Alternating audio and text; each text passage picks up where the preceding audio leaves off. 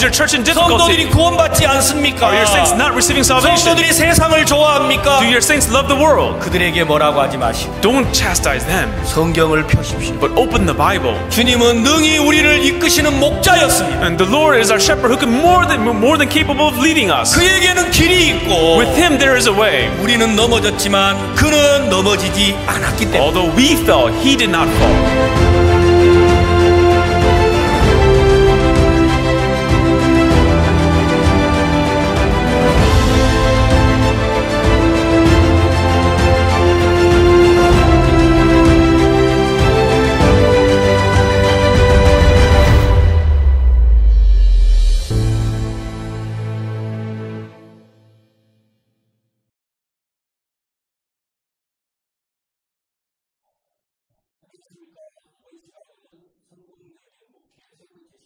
सभी को जय मसीह की। आज हमारा सफल सेवकाई की तीसरी कक्षा है। तो आज हम प्रेरित पौलुस के बारे में बात करेंगे और हम साथ साथ अनुग्रह पाएंगे। दूसरे कुरिन्थियों 11 से वचन पढ़ेंगे। दूसरे कुरिन्थियों 11 का 16 से लेकर 30 तक पढ़ेंगे। 자로 여기지 말라. 그러하더라도 나로 조금 자랑하게 어리석은 자로 मैं फिर कहता हूँ, कोई मुझे मूर्ख न समझे, नहीं तो मूर्ख ही समझकर मेरी सह लो, ताकि थोड़ा सा मैं भी घमंड कर सकूं।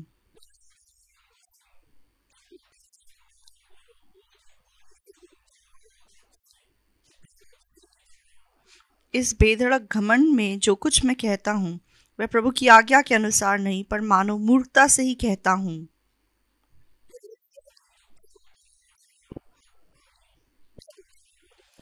जबकि बहुत से लोग शरीर के अनुसार घमंड करते हैं, तो मैं भी घमंड करूंगा।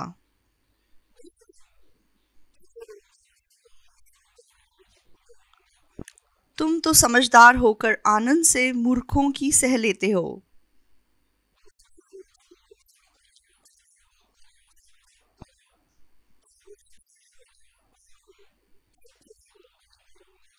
क्योंकि जब तुम्हें कोई दास बना लेता है या खा जाता है या फंसा लेता है या अपने आप को बड़ा बनाता है या तुम्हारे मुंह पर थप्पड़ मारता है, तो तुम सह लेते हो।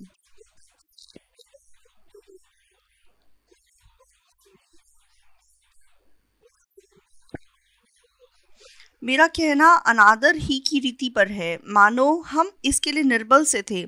परंतु जिस किसी बात में कोई साहस करता है, मैं मूर्खता से कहता हूँ, तो मैं भी साहस करता हूँ।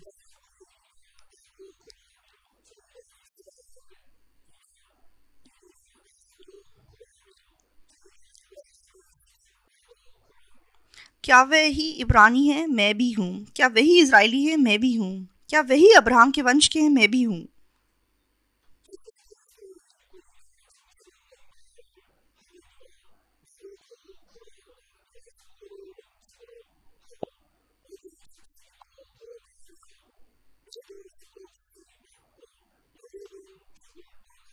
क्या वही मसीह के सेवक हैं? मैं पागल के समान कहता हूँ, मैं उनसे बढ़कर हूँ। अधिक परिश्रम करने में, बार बार कैद होने में, कोड़े खाने में, बार बार मृत्यु के जोखिमों में।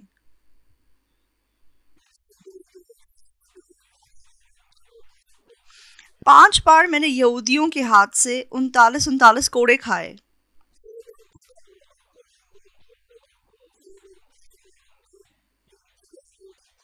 तीन बार मैंने बेते खाई। एक बार मुझ पर पथराव किया गया। 3 बार जहाज जिन पर मैं चढ़ा था टूट गए। एक रात दिन मैंने समुद्र में काटा।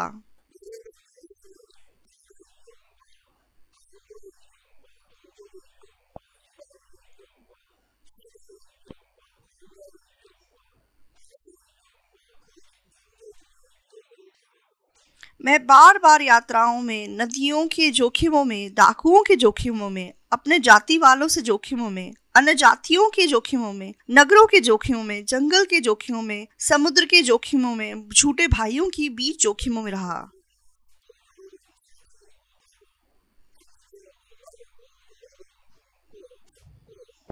परिश्रम और कष्ट में, बार बार जागते रहने में, भूख प्यास में, बार बार उपवास करने में, जाड़े में उघाड़े रहने में।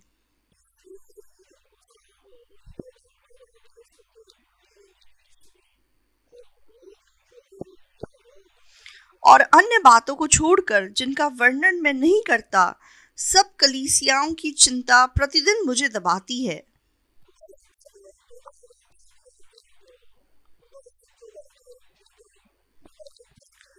किसकी निर्बलता में मैं निर्बल नहीं होता, किसके ठोकर खाने से मेरा जी नहीं दुखता।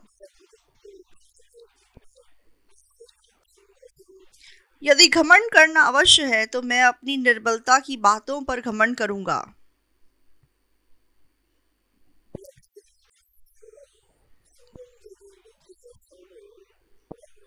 तो इस समय हम पौलुस के जीवन के द्वारा सफल सेवकाई के जीवन को देखेंगे।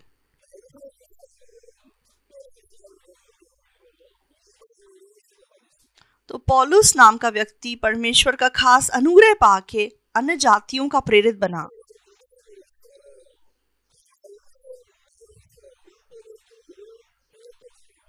तो वो एक यहूदी होने के नाते गमालियल की शिक्षा में उसने यहूदियों की शिक्षा पाई थी। तो वे किसी से भी ज्यादा परमेश्वर को प्यार करता था और व्यवस्था की शिक्षा प्राप्त करके वे दूसरों को सिखाता था। लेकिन एक दिन जब यीशु मसीह इस दुनिया में आए,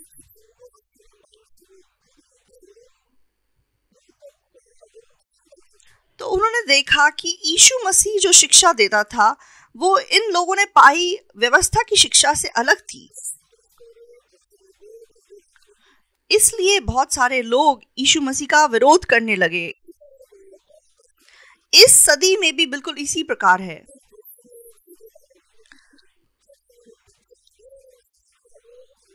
तो परमेश्वर का विरोध करने वाले लोग, वो आप ऐसा मत सोचो कि ऐसे लोग हैं जो परमेश्वर पर विश्वास नहीं करते।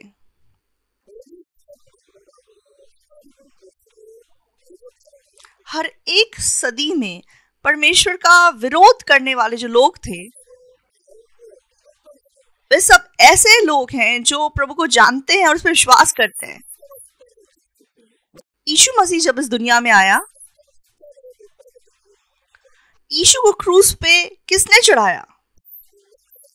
वो परमेश्वर पे विश्वास करने वाले लोग थे। वे आज भी इंतजार कर रहे हैं।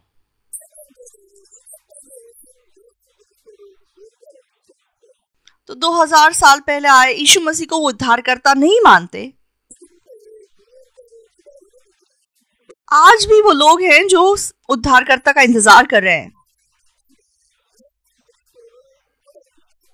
तो वो लोग परमेश्वर विश्वास तो करते हैं लेकिन मसीह को स्वीकार नहीं कर पाए। तो आज भी वो लोग व्यवस्था के पीछे चल के धार्मिकता पाने की कोशिश कर रहे हैं।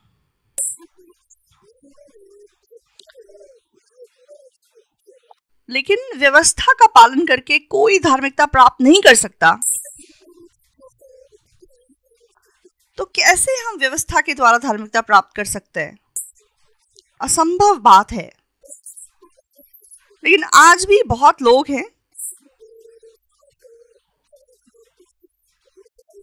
बहुत से लोग हैं जो वचन के अनुसार जी के परमेश्वर की इच्छा को पूरा करना चाहते हैं। तो आप अगर वचन के अनुसार जीने की कोशिश करें तो गलत नहीं है।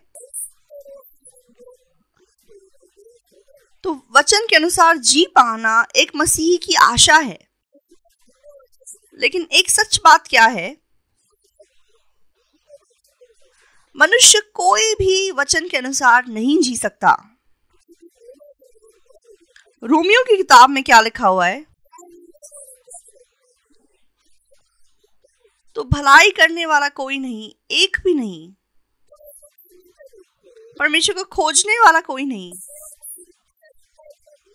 सबके सब भटक गए हैं, सबके सब निकम्मे हो गए हैं।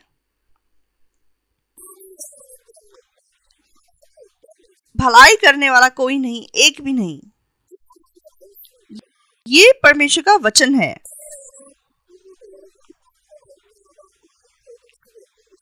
तो मनुष्य कोई भी व्यवस्था के अनुसार धार्मिकता प्राप्त नहीं कर सकता। लेकिन पौलुस जब यहूदिया में रहता था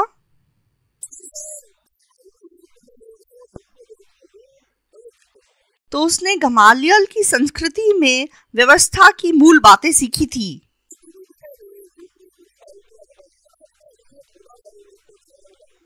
तो वो किसी से भी ज्यादा सच में परमेश्वर की धार्मिकता को प्राप्त करने की कोशिश कर रहा था। लेकिन एक दिन यीशु मसीह दुनिया में आया। यीशु मसीह व्यवस्था के अनुसार शिक्षा नहीं देता था, तो यीशु मसीह व्यवस्था से कुछ अलग बातें बताता था। तो यीशु बताता था कि जो छुटकारा मसीह यीशु में है उससे तुम उद्धार प्राप्त कर सकते हो। सब्त का दिन क्या है? व्यवस्था क्या है?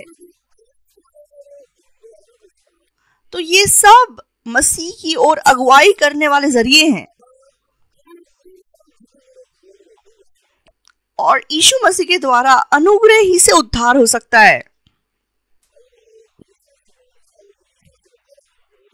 पौलुस के लिए इस सच्चाई को स्वीकार करना मुश्किल था,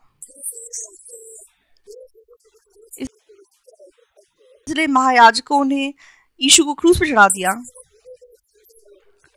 और यीशु दफना दिया गया।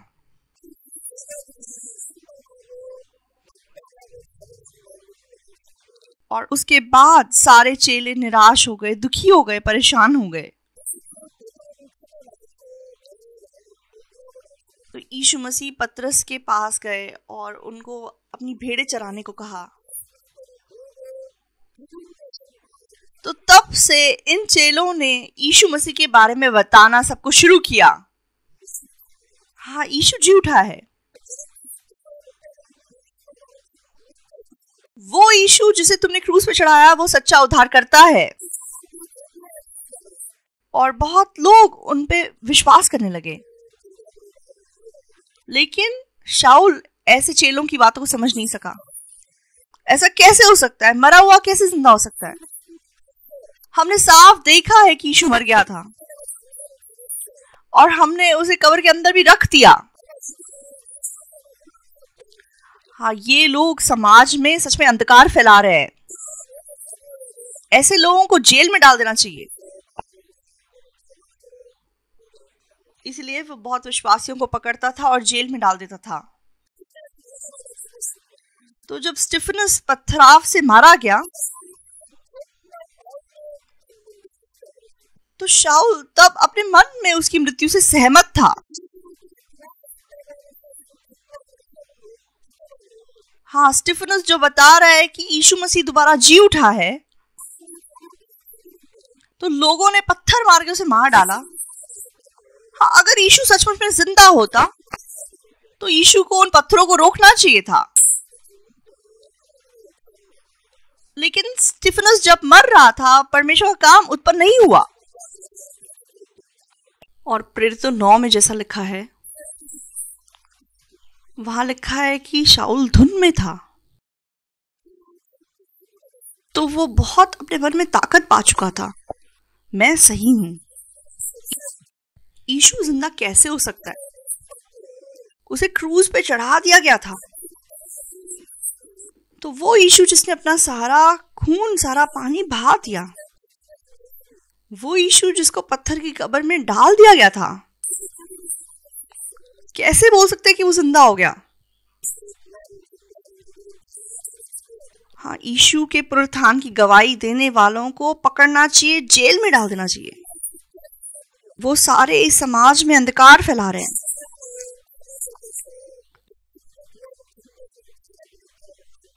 तो इसीलिए शाऊल दमिश्क के निकट उसने सुना कि बहुत से लोग हैं जो यीशु के पुनरुत्थान की गवाही दे रहे हैं। तो वह इसलिए जा रहा था कि उनको पकड़ सके और उन्हें खींच के यरूशलेम ला सके। और दमिश्क जाते जाते उसे एक चमकदार रोशनी नजर आई और वो एकदम से गिर पड़ा। और तब उसने चिल्लाया, आप कौन हैं? हे प्रभु तू कौन है? तो बाकी लोग जो उसके साथ थे वो उस आवाज को सुन नहीं पाए। मैं यीशु हूं जिसे तू सताता है। तो शाऊल हैरान रह गया। आप तो मर गए थे, आप तो जरूर क्रूस पे लटका दिए गए थे, तो आपको कब्र में डाल दिया गया था।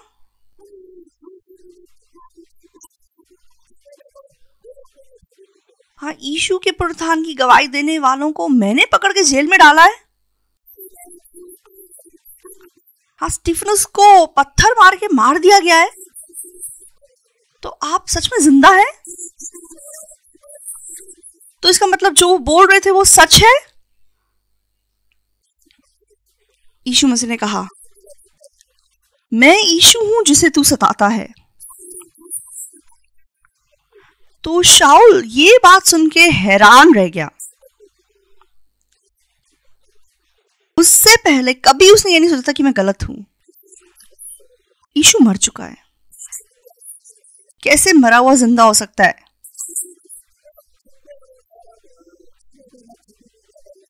यीशु मसीह के चेलों को जो उसकी गवाही देते थे उनको पकड़ के मारने वाला, जेल में डालने वाला शाऊल था। लेकिन जब शाऊल यीशु को मिला तब उसे पता चल गया कि मैं गलत था।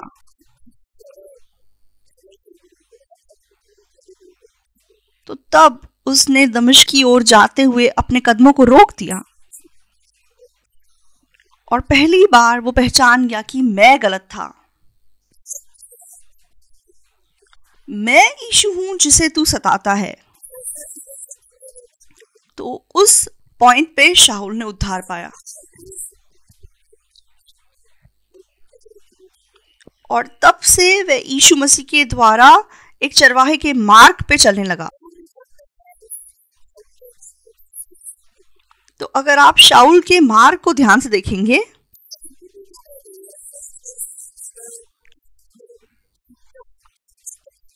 तो ये ऐसा व्यक्ति है जो परमेश्वर से प्यार करता था और अपनी तरफ से परमेश्वर के बारे में सबको बताता था, लेकिन इसको ये नहीं पता था कि ये खुद गलत है। परमेश्वर ने जब शाऊल को बुलाया और उसे पौलुस बना दिया,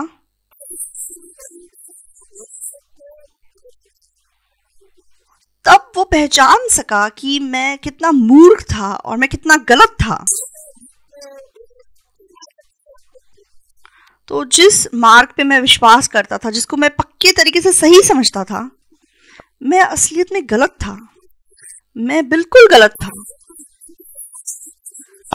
जो भी मैं जानता था वो सच नहीं था। तो ये पहचान के शाऊल ने अपना रास्ता मोड़ लिया। जैसे वह अपने मार्ग पे खुद चल रहा था,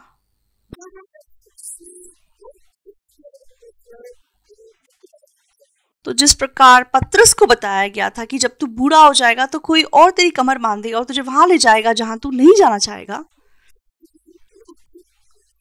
तो जो सच्चे परमेश्वर के सेवक होते हैं उनके जीवन में एक पॉइंट होता है जब वे अपना जीवन में मुड़ जाते हैं, अपने आप पे विश्वास करने के जीवन से ये पहचान जाना कि मैं गलत था, मैं जो जानता था वो सही नहीं था।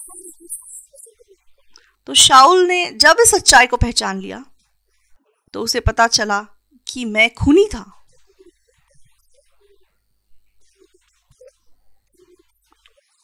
उसने बहुत से लोगों को सच में जेल में डाला था, मरवाया था। वो कहता है कि मैं खूनी हूं, मैं सच में सताने वाला हूं। तब तक वो सोचता था कि मैं परमेश्वर को प्यार करता हूं। तो वो सोचता था कि परमेश्वर के लिए मैंने अपने आप को बलिदान दिया है। लेकिन उस दिन वह खुद टूट के बिखर गया। मैं परमेश्वर को प्यार करने वाला नहीं हूं। मैं परमेश्वर को सताने वाला, उसके विरोध करने वाला इंसान हूं। हाँ, मैं परमेश्वर के विश्वासियों को मार डालने वाला व्यक्ति हूँ। उसे पता चल गया कि वो सबसे बड़ा पापी है। तो हम एक बार तिमुथियुस की किताब को देखेंगे, पहला तिमुथियुस 1:12 देखेंगे।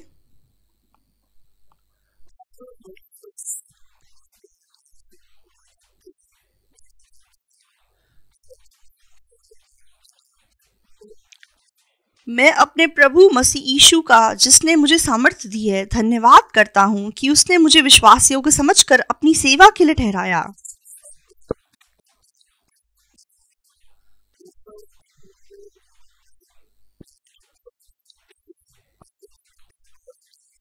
मैं तो पहले निंदा करने वाला और सताने वाला और अंधेर करने वाला था, तो अभी मुझ पर दया हुई, क्योंकि मैंने अविश्वास की दशा में बिन समझे बूझे ये काम किए थे। जब तक वो शाऊल था, वो यीशु में विश्वास नहीं करता था, चाहे वो परमेश्वर को मानता था, लेकिन वो यीशु मसीह में विश्वास नहीं करता था।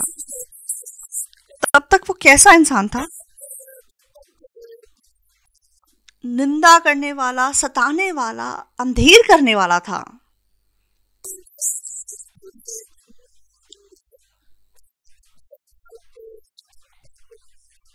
तो भी मुझ पर दया हुई, क्योंकि मैंने अविश्वास की दशा में बिन समझे बूझे काम किए थे।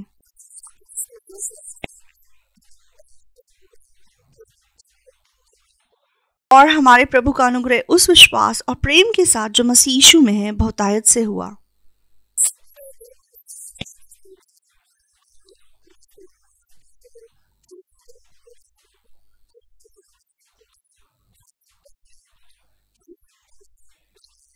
ये बात सच और हर प्रकार से मानने की योग्य है कि मसीह यीशु पापियों का उद्धार करने के लिए जगत में आया, जिसमें सबसे बड़ा मैं हूं।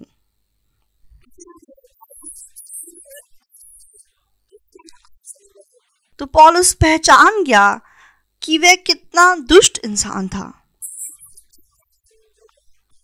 तो उसे पता चल गया कि मैं कितना बुरा इंसान था।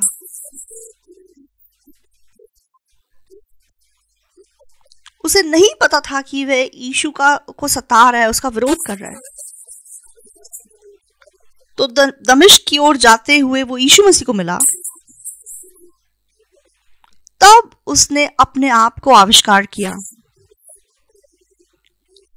मैं वो यीशु हूं जिसे तू सताता है।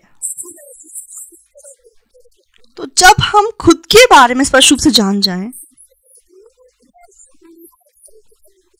तो वो हम अपने विवेक के अनुसार या फिर अपनी सोच के अनुसार नहीं पहचान सकते। यीशु मसीह के द्वारा हमें अपनी खुद की ओर देखने की जरूरत है। शाऊल सोचता था कि वो सही है, लेकिन यीशु मसीह को मिलने के बाद उसे पता चल गया कि वो असलियत में गलत था।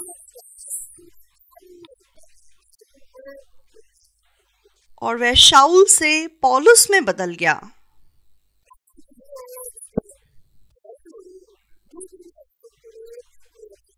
और अब परमेश्वर पौलुस को विश्वास के जीवन में अगुवाई करने लगा।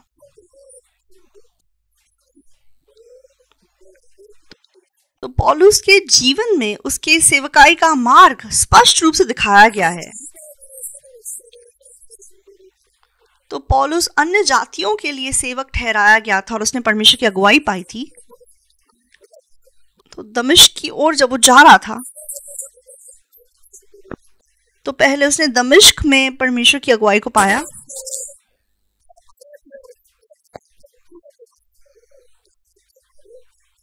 और उसके बाद वो अरब को गया और उसके बाद अंतियोक गया। वहां पे उसने आत्मिक जीवन सीखा और अंतियोक में उसने सुसमाचार के काम शुरू किए।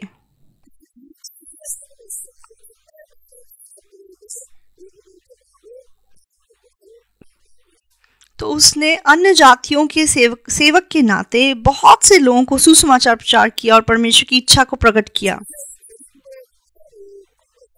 तो जब हम दूसरे कुरिन्थियों की किताब को पढ़ते हैं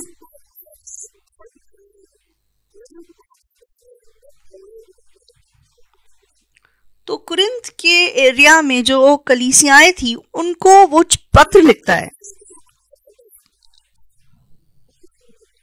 तो कुरिन्थ की कलीसिया को जैसे आप जानते हैं वहां पे बहुत सारी समस्याएं थी।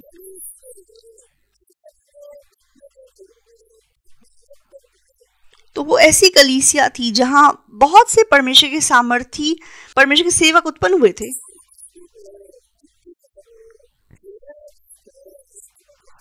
लेकिन वो आपस में बंट गए और ऐसा करके पाप उनकी कलीसिया में आ गया। तो पौलुस ने कुरिन्थ की कलीसिया की अगुवाई कैसे की?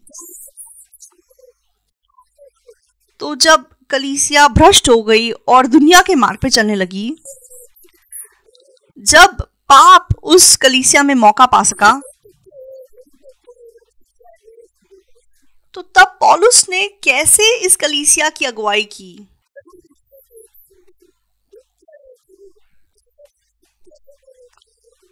तो पौलुस हमें सच्चे सेवकों का मार्ग बहुत आसान शब्दों में दिखा रहा है। तो मुझे भी सेवकाई करते हुए 30 साल से ज्यादा हो गए हैं। तो जब मैं पौलुस की सेवकाई का मार्ग देखता हूं, परमेश्वर ने एक दिन मुझे अपनी सेवकाई का मार्ग दिखाया।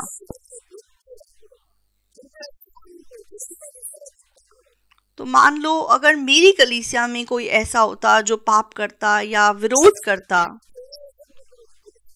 तो मैंने अपने चर्च के मेंबर्स को कैसे अगुवाई किया होता?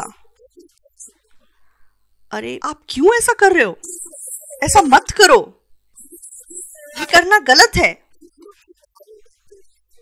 मैंने सबसे पहले जरूर ऐसी बात की होती। लेकिन पौलुस ने क्या किया?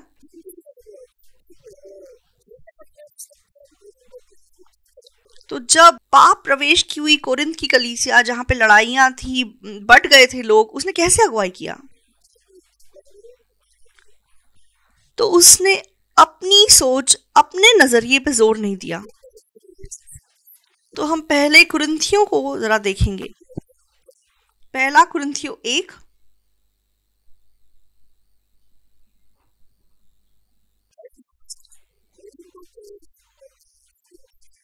तो कोरिन्थ कलीसिया के कुछ लोग पौलुस के पास आए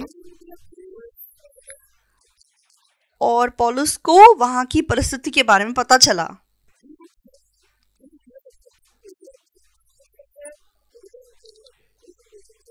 तो वो बात सुन के जो पत्र उसने लिखा वह पहले कुरिन्थियों की किताब है 1:11 में, पहला कुरिन्थियों 1:11 में, पहला कुरिन्थियों 1:11 पढ़ेंगे।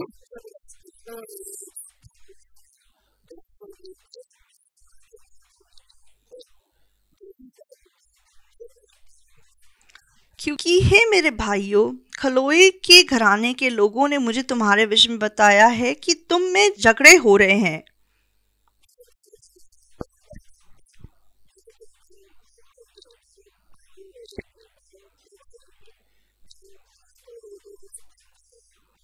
मेरे कहने का अर्थ यह है कि तुम में से कोई तो अपने आप को पौलुस का, कोई अपोलोस का, कोई कैफा का, तो कोई मसीह का कहता है।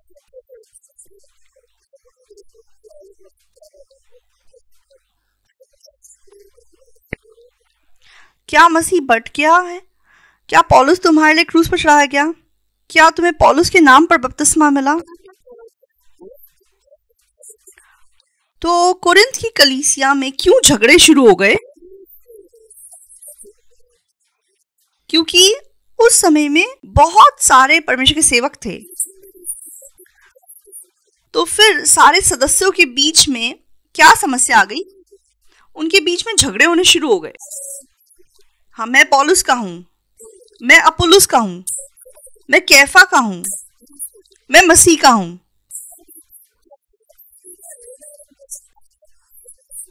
तो लोग अपने मन से जो उनको पसंद था उसके पीछे चलना शुरू हो गए। तो इसीलिए इस कलीसिया में झगड़े हुए बिना नहीं रह सकते थे। तो कलीसिया यीशु मसीह की देह है, तो कलीसिया से यीशु मसीह प्रकट होना चाहिए, लेकिन इंसान यहां प्रकट होने लग गया, इसीलिए वहां झगड़े शुरू हो गए। तो जब पौलुस को ये खबर मिली कि कोरिन्थ की कलीसिया में बहुत झगड़े उत्पन्न हो रहे हैं, तो वो एक पत्र लिख के उनको भेजता है।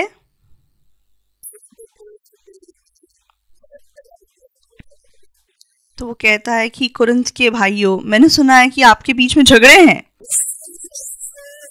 आप लोग झगड़े मत करो। क्यों झगड़े कर रहे हो? पौलुस ने ऐसा नहीं कहा। तो जब वह कोरिन्थ की कलीसिया को पत्र लिख रहा था,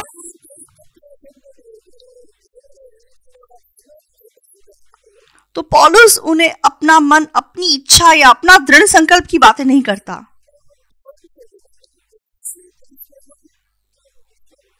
तो वह कोरिन्थ के भाइयों के मनों में यीशु मसीह को जगाने का काम करता है। 1:8 में जब हम देखते हैं,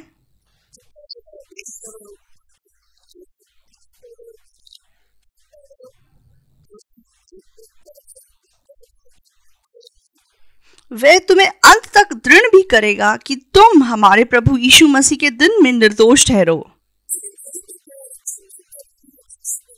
तो अभी कोरिन्थ की कलीसिया को डांट पड़ने के लिए बहुत सी बातें हैं, लेकिन पौलुस उनको क्या कहता है? क्यों लड़ाई कर रहे हो? क्यों आपस में झगड़े कर रहे हो? ऐसे मत करो। पौलुस ने ऐसी बात नहीं की। तो चाहे वो लोग झगड़े कर रहे हैं, आपस में बंट गए हैं,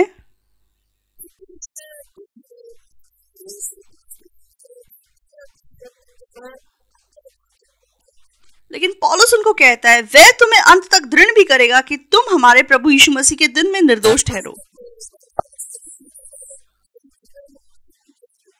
तो पौलुस ने कभी भी अपनी सोच, अपना नजरिया कोरिन्थ की कलीसिया में नहीं बताया।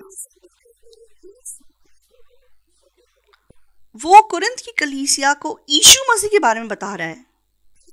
9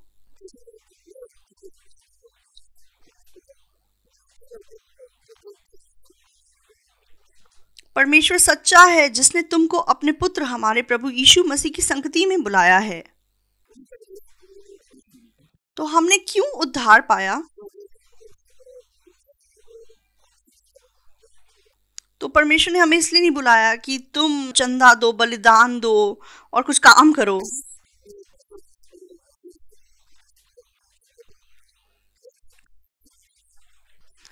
यहाँ लिखा है, परमेश्वर सच्चा है जिसने तुमको अपने पुत्र हमारे प्रभु यीशु मसीह की संगति में बुलाया है। तो प्रभु ने क्यों हमें बुलाया है? संगति में बुलाया है।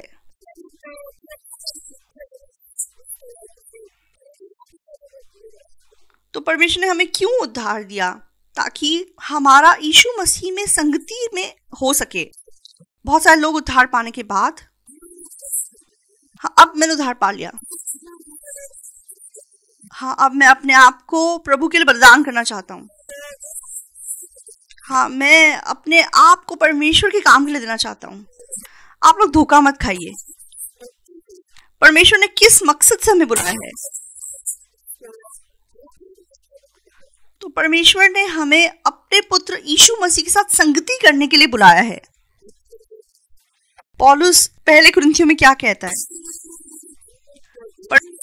परमेश्वर ने जब हमको बुलाया, उसने क्यों बुलाया? उसने गरीबों को बुलाया। क्यों बुलाया?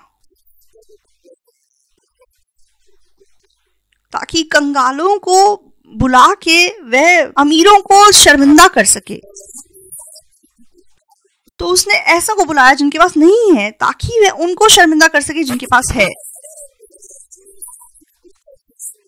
तो हम कंगाल हैं, कैसे हम अमीरों को शर्मिंदा कर सकते हैं? तो हम मूर्ख हैं, कैसे हम बुद्धिमानों को शर्मिंदा कर सकते हैं? तो ये तभी संभव है जब हम यीशु मसीह के साथ संगति करें।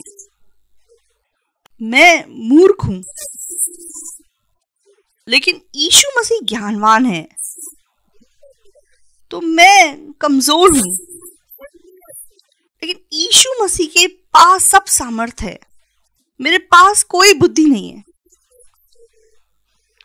लेकिन यीशु की बुद्धि की कोई सीमा नहीं है। आमीन। क्या ये बहुत अद्भुत नहीं है? तो परमेश्वर ने एक मकसद से हमको बुलाया है। वो इसलिए नहीं है कि वह जो मूर्ख हैं हमें वो बुद्धिमान बना दे।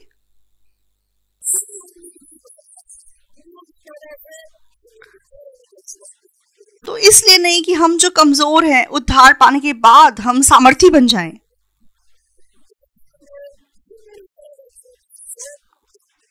तो प्रभु ने क्यों हमें उद्धार दिया? ताकि हम जो कमजोर हैं यीशु के सामर्थ के द्वारा जी सकें। तो आप लोग एक महान सेवकाई के मार्ग पे चलना चाहते हैं, तो हमें कैसा जीवन जीना है? तो हम लोग जो मूर्ख हैं हम कैसे अच्छे से सेवकाई कर सकते हैं? यीशु मसीह की बुद्धि से जीने पर। हम जो कमजोर हैं कैसे हम अच्छी सेवकाई कर सकते हैं? यीशु मसीह के सामर्थ्य से काम करके। तो जब पौलुस ने सुना कि कोरिन्थ की कलीसिया में लड़ाइयां हैं और लोग बंटे हुए हैं, क्यों तुम लड़ाई कर रहे हो? लड़ाई मत करो, आपस में शांति से रहो। पौलुस ने ऐसी बातें नहीं कही। तो तुम लोग अभी चाहे लड़ रहे हो, लेकिन यीशु मसीह के दिन में तुम निर्दोष ठहरो। तो परमेश्वर अंत तक तुमको दृढ़ करेगा। तो उसने उनका आत्मिक जीवन उनके दृढ़ संकल्पता पे नहीं छोड़ा। तो पौलुस ने यीशु मसीह में उनके जीवन को सौंप दिया और उसने कुरिन्थ की कलीसिया के भाइयों को क्या कहा कि परमेश्वर ने तुम्हें उद्धार क्यों दिया है? वो परमेश्वर के साथ संगति करने के लिए दिया है। तो अगर हमें सफल सेवकाई के मार्ग पे चलना है, तो हमें भी यीशु मसीह के साथ संगति में रहना है। अगर हम यीशु की बुद्धि को प्राप्त करके सेवकाई करेंगे, तो क्योंकि हमारी सेवकाई यीशु के द्वारा होगी, इसलिए वो सक्सेसफुल हो सकती है। तो अगर आप यीशु मसीह के द्वारा सेवकाई करेंगे, तो आप सफल हुए बिना नहीं रह सकते। तो मैंने पास्टर पाक के अधीन रह के सेवकाई को सीखा है।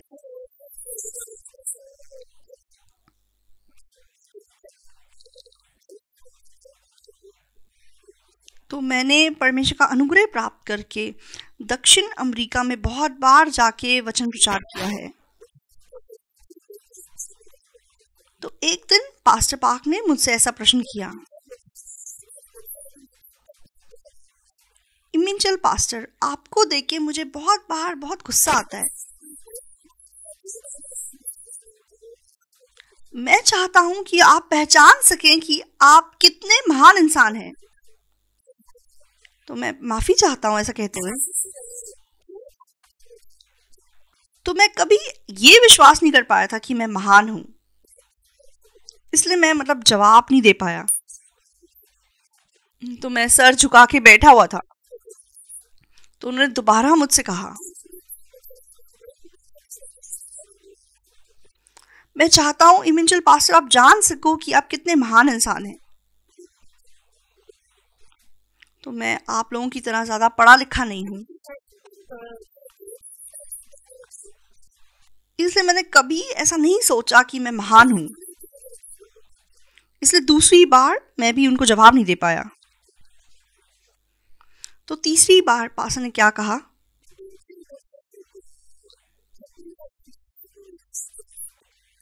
तो मिंचल पास्टर, क्या तुम्हारे अंदर सर्वशक्तिमान परमेश्वर नहीं है? तो पास्टर, आप सिद्ध नहीं है, लेकिन आपके अंदर जो यीशु मसीह है, क्या वो सिद्ध नहीं है? आपके अंदर ताकत नहीं है, लेकिन यीशु की ताकत, उसकी कोई सीमा नहीं है। पास्टर, आपको ये जानना जरूरी है कि आप बहुत महान इंसान हैं। आप विश्वास करते हो? मैं तब जवाब दिए बिना नहीं रह सका। हाँ जी पास्टर, मैं महान हूं। सच में विश्वास करते हो? हाँ जी, मैं विश्वास करता हूं।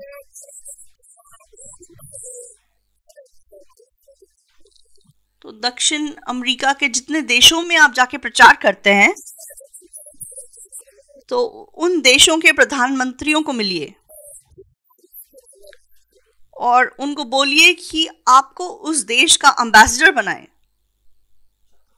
तो मैं बहुत हैरान हो गया, मैं पास्टर हूं, तो पास्टर को क्यों एम्बेसडर बनना है?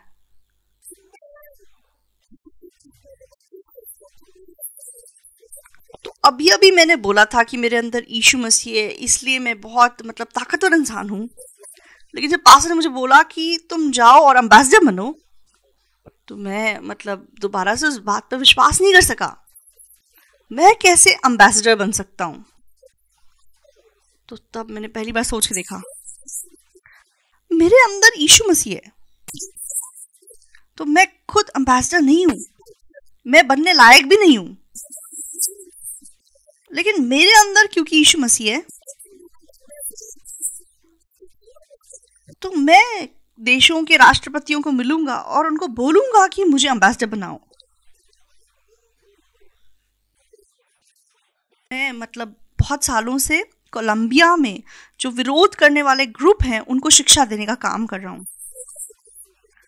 तो मैं कोलंबिया के राष्ट्रपति के सेक्रेटरी के पास गया और मैंने कहा कि मैं कोरिया से आया पास्टर हूं, तो मैं कोलंबिया के जवान लोगों के लिए काम करना चाहता हूं। तो मैं बाइबल के द्वारा उन्हें माइंड एजुकेशन देना चाहता हूं। तो उन्होंने कहा, हाँ आप करिए, इसलिए आप मुझे इस देश का एम्बेसडर बना दो। तो उन्होंने बोला आप जाओ। तो मैं भी वापस आते आते हंस रहा था, मैं कैसे एम्बेसडर बन सकता हूं? लेकिन मेरे अंदर परमेश्वर के सेवक की बताई हुई बात थी। हाँ, मेरे अंदर यीशु मसीह है, मैं महान हूं। तो चाहे लोगों की नजरों में ये बात सच में हंसने लायक है, लेकिन मैं यीशु में विश्वास करके ये बोलूंगा, मुझे एम्बेसडर बना दो, मुझे एम्बेसडर बना दो। तो मैं बार बार सेक्रेटरी के ऑफिस में जाता था। बहुत हंसी की बात लग रही है, लेकिन मुझे असलियत में सेक्रेटरी के ऑफिस से एक ईमेल आया।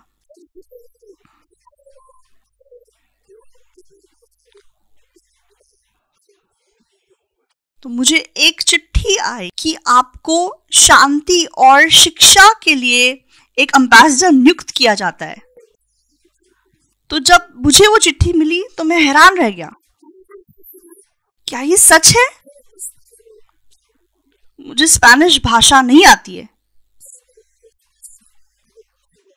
तो मेरे साथ जो मिशनरी थे, उस चिट्ठी को देख के वो हैरान रह गए।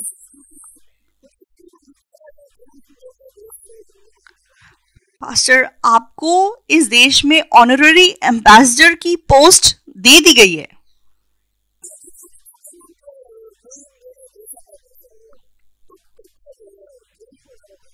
तो तब से मुझे ये शिक्षा के लिए एक ऑनररी एम्बेसडर का पोस्ट दे दिया गया है, इसलिए मैं हियाव से उस देश में जाके शिक्षा देता हूं।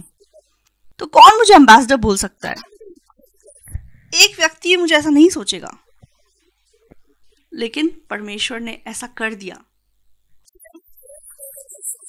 तो परमेश्वर के सेवक ने जैसा कहा था, चाहे मेरे पास ताकत नहीं है लेकिन मेरे अंदर यीशु मसीह है, तो मैं कैसा व्यक्ति हूं। तो हमें चुनने की जरूरत है, या हम अपने आप की ओर देख के बोले, या फिर हम अपने अंदर यीशु मसीह को देखकर बोलें। तो बहुत लोग बोलते हैं, क्या हम पूछे आपके अंदर पाप है, तो वो ये नहीं बोल पाते कि मेरे अंदर पाप नहीं है। क्यों? क्योंकि वो खुद की ओर देख रहे हैं। अगर वो अपने अंदर यीशु मसीह को देखेंगे, हाँ मैं गंदा इंसान हूं लेकिन मैं सिद्ध हूं, यीशु मसीह ने ऐसा कर दिया है। क्या ये विश्वास नहीं है? तो पौलुस चाहता था कि कुरिन्थ की कलीसिया के लोग ये विश्वास रख सके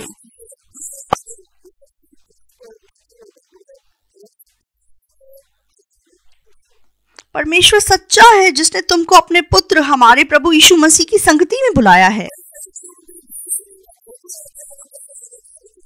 तो परमेश्वर का मकसद आपको यीशु मसीह की संगति में रखना है। 26 में देखिए,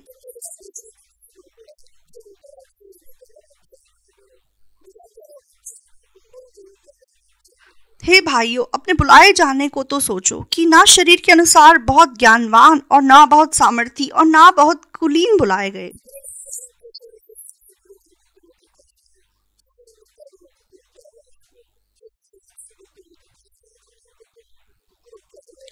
परंतु परमेश्वर ने जगत के मूर्खों को चुन लिया है कि ज्ञानवानों को लज्जित करे, और परमेश्वर ने जगत के निर्बलों को चुन लिया है कि बलवानों को लज्जित करे।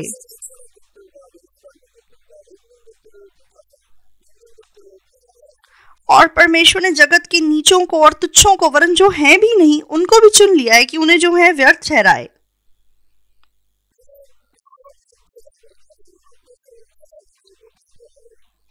ताकि कोई प्राणी परमेश्वर के सामने घमंड ना करने पाए।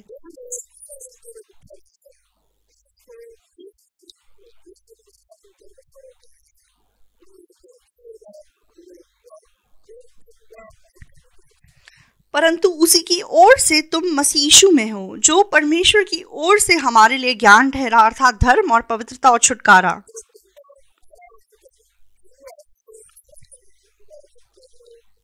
ताकि जैसा लिखा है वैसे ही हो, जो घमंड करे वह प्रभु में घमंड करे। तो हमें यीशु मसीह में घमंड करना है,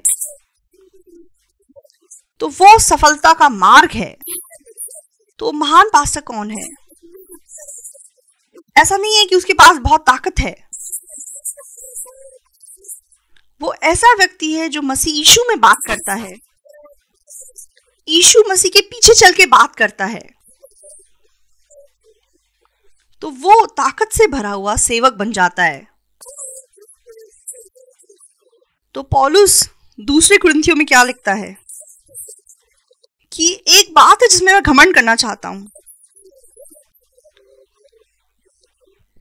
तो पौलुस कहता है कि वह अपनी निर्बलताओं की बातों में घमंड करता है।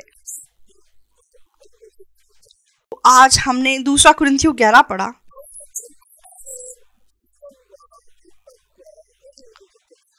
तो पौलुस उसने बहुत सी विपत्तियों का, बहुत से कलेशों का सामना किया, लेकिन उसने ऐसी बातों में घमंड नहीं किया। तो 23 से जब हम उन मुश्किलों को देखते हैं जिसका सामना पौलुस ने किया, तो यीशु के चेलों में से या हम पास्टर्स में से कोई ऐसा नहीं है जिसने ऐसी मुश्किलों का सामना किया हो। तो हम में से क्या कोई ऐसा है जिसने पौलुस के समान मुश्किलों को सहा है? लेकिन पौलुस ने अपने ऊपर घमंड नहीं किया। दूसरी ओर पौलुस कलीसियाओं की चिंता करके रहता था।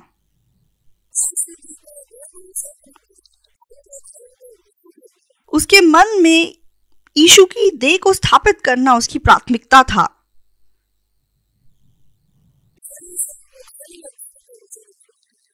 अपने आप को स्थापित करना उसकी प्राथमिकता नहीं थी। कलीसिया को स्थापित करना, मसीह को स्थापित करना उसकी प्राथमिकता थी। तो अगर पौलुस कुछ कर सकता था,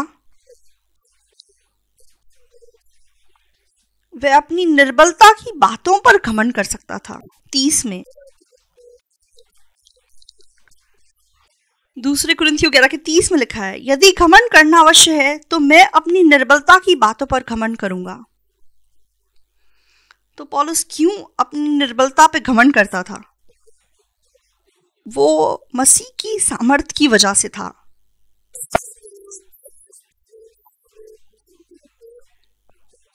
तो बहुत से लोग अपनी निर्बलताओं को छिपाते हैं, ढांपते हैं।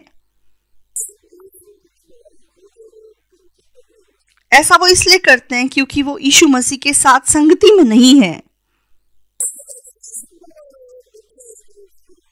तो अगर आप पास्टर लोग सफल सेवकाई के मार्ग पे चलना चाहते हैं तो आप यीशु मसीह के द्वारा बात कीजिए।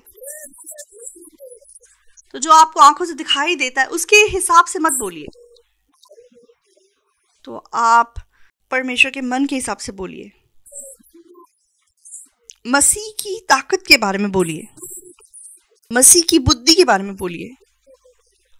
और जिस दौरान आप प्रभु की ताकत की बात करेंगे तब जरूर मसीह आपके द्वारा प्रकट होगा और वह हमें सफल सेवकाई के मार्ग पे चलाएगा। तो हमने 3 कक्षाओं में सफल सेवकाई के मार्ग के विषय में बात की।